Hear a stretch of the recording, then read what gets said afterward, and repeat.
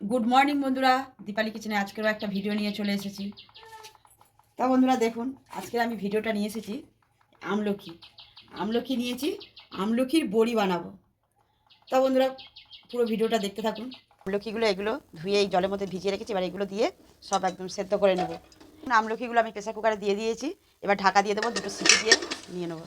বন্ধুরা আমলকিটা আমার সেদ্ধ হয়ে গেছে, এবারে আমি এটাকে তুলে নেব। দেখুন একদম সেদ্ধ হয়ে গেছে, এগুলো এরকম করে তুলে নেব। বন্ধুরা দেখুন আমলকিগুলো একদম কত সুন্দর সেদ্ধ হয়ে গেছে, এই অনেকটা ফেটে ফেটে দানা বেরিয়ে গেছে। এবারে ঠান্ডা হলে এগুলো দানা বের করে নেব। বন্ধুরা দেখুন দানাগুলো সব ছাড়িয়ে নিয়ে চলে এসেছি, আর ওর সাথে আমি 6-7টা কাঁচা লঙ্কা ধুয়ে নিয়ে এসেছি, কেন এর মধ্যে দেব, দিয়ে মিক্সি করে নেবো। এটা মিক্সি করলে বড়িটা ভালো দেওয়া যায়। বন্ধুরা এর মধ্যে লবণ দিয়ে দিয়েছি আর জোয়ান নিয়েছি, ওর মধ্যে হালকা করে অল্প একটু দিয়ে দেবো, বেশি দেবো না, বেশি দিলে ওটা ভালো লাগে না।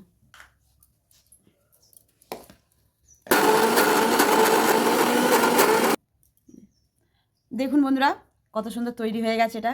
বন্ধুরা দেখুন একদম মিক্সি করে নিয়ে ছাদের মধ্যে চলে এসেছি, ছাদের মধ্যে এই রোদের মধ্যে এসেছি, এসে আর এই একটা বস্তা বিছিয়ে তারপর একটা কাপড় বিছিয়ে দিয়েছি। এবার এর মধ্যে আমি ছোট ছোট করে বড়ি দিয়ে দেব। এই বড়ি করে রাখলে আপনারা এটা খাওয়ার পরে খেলে গ্যাস অম্ল অনেক কিছু কাজ হয়। আপনারা এইভাবে একবার করে বাড়িতে রেখে দেবেন, বয়েম করে খাওয়া দাওয়ার পরে একটা করে খেলেই ভালো।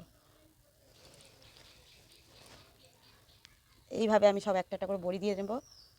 বন্ধুরা দেখুন বড়িগুলো আমি কত সুন্দরভাবে দিয়ে দিয়েছি, দেখুন আর কত সুন্দর লাগছে দেখুন। এই বড়িটা এখন শীতের সময় রোদের তাপটা খুব কম, যার জন্য এখন 3-4 দিন ধরে শুকনো করব, শুকনো করে আপনাদেরকে ভিডিওটাকে দেখাবো।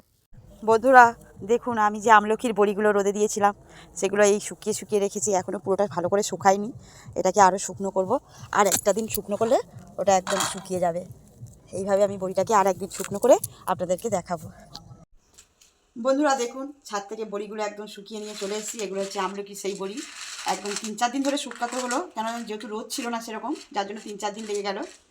তাহলে দেখুন বন্ধুরা এগুলো একদম ঝনঝনে হয়েছে। এইগুলো আপনারা এইভাবে বড়ি করে বয়েনের মধ্যেও রেখে দিতে পারেন সারা বছরের জন্য, বা ফ্রিজের মধ্যেও, যাদের ফ্রিজ আছে ফ্রিজের মধ্যেও রাখতে পারেন।